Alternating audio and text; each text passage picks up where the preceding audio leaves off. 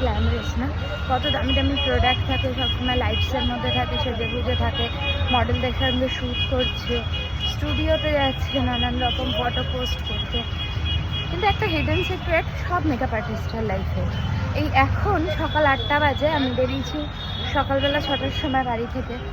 আর আমার পিঠে এখন 20 কিলোর ওপরে একটা ব্যাগ আছে।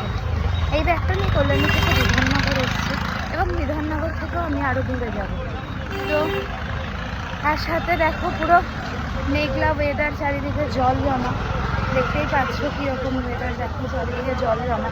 তো এর মধ্যে জাস্ট লিটারালি কাজে যেতে হয় আমাদের, কিন্তু তাও আমরা যাই, কজ কাজটাকে ভালোবাসি। তাই সবসময় চাকচিক্যটাকেই দেখো না, চাকচিক্যর আগে অনেক হার্ডওয়ার্ক থাকে, অনেক কষ্ট থাকে, এবং সেই কষ্টটা করার পরে কিন্তু সেই জায়গায় যাওয়া যায়।